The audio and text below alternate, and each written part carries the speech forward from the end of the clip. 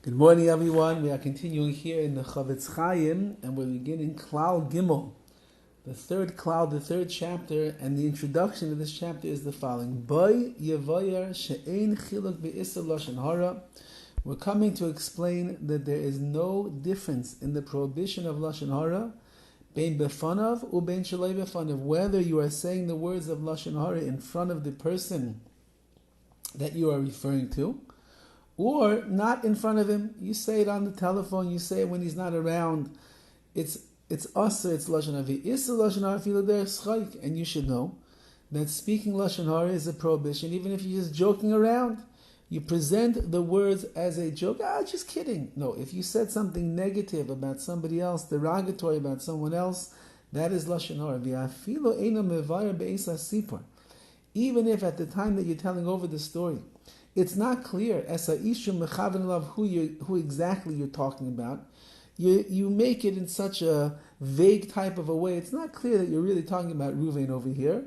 Still, it's going to be considered Lashon HaRa va'od shar pratim, and there are other details that we are going to see in this chapter. Says the CHOFETZ Chaim, Kama Godol Issa Lashon HaRa. How great, how severe is the prohibition of Lashon HaRa. As we learned previously, the Torah says even if the Lashon HaRa that you're speaking is true, it is asur. And this we pointed out as one of the great mistakes that people make. You'll say, hey, you're speaking Lashon HaRa, and the guy says, no, but what I'm saying is true.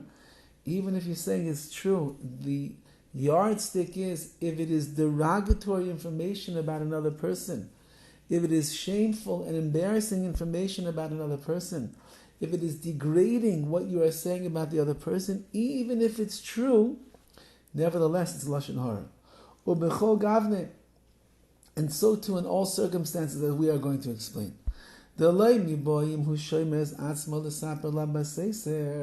It goes without saying that this prohibition of Lashon HaRa applies to Ruvain when he's speaking about Shimon behind his back. He speaks about him privately. He doesn't go to Shimon's face and say, hey, and he tells somebody else, you know what Shimon did? Shimon yesterday I saw, he got angry and he punched a wall and he destroyed someone's property and he moved on. No. That's, of course, says the CHOFETZ Chaim, that not only if you're doing it behind his back, and you're very careful that you tell the person, listen, you shouldn't tell Shimon. We don't want Shimon to understand. The asur, of course, that's asur. Not only that, says the CHOFETZ Chaim, that if a person does this kind of behavior, which means that he keeps the prohibition of Lashon HaRa, he does it behind his back. So you're also going to be an Ora. You also be a person that the Torah says is cursed. Kamad Ksiv, like it says, Ora makarei b'seiser. Cursed is the person who strikes his friend in secret. Meaning, if you say words of Lashon HaRa without your friend being aware of it, you're speaking about Reuven behind Reuven's back, and therefore you are causing him pain, even though that he's not aware of it. He doesn't know because he has no idea what you're saying. That is one, that's Lashon HaRa. Number two, you're trampling on the prohibition of cursing, you're striking your friend in secret and behind his back, and you are cursed. However, let's say that Reuven says, you know what, even if Shimon was here, I would say the same thing. I'm not embarrassed to say these words of Lashon HaRa in front of Shimon. Or Reuven actually does speak the words of Lashon HaRa about Shimon in front of Shimon, meaning, let's say there's Reuven, Shimon, and Levi standing all together, and Reuven says to Levi, you know what Shimon did last night? You won't believe what he did, and he speaks degrading and negative information about him. Gam Kain also, all of that is prohibited, Lashon HaRa Mikri, it's all called Lashon HaRa.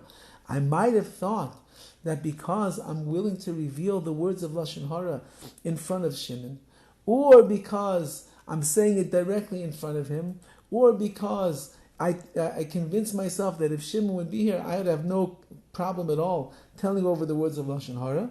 Nevertheless, it's all considered evil speech and gossip. You're hurting a person with your words. That is Lashon HaRa. u'b'tzad echad gadol iser b'fanav mishalei b'fanav. In a certain way, says the CHOFETZ Chaim, the prohibition about speaking Lashon HaRa while the person you're speaking about is there in your presence is worse than if he's not there. Why? The b'fanav, because when Reuven speaks about Shimon in front of Shimon himself, levadis Lashon HaRa, besides the fact that you're speaking Lashon HaRa, whom malbishes atzmai, ayidei zeh b'midas ha'azuz v'chutzpah. You're also being a mechutzif, you're being very brazen by saying such words in front of him. It's chutzpah. He causes more strife as a result, because you're now, that Shimon hears you speaking Lashon HaRa in such a chutzpahdik way, so now there's going to be strife between the two of you. And very often, when is it happening? You're embarrassing and shaming Shimon in front of other people. He is going to be humiliated. Like we mentioned previously in the psich, in the opening remarks, you also will be transgressing the prohibition of do not bear a sin because of him. If you embarrass another person, shame another person, you're bearing the sin because of what you did. Ayin Sham, take a look over there. So Lashon HaRa, if it's true, it's Lashon HaRa. Lashon HaRa, when it's in front of the person that you're speaking about, it's Lashon HaRa.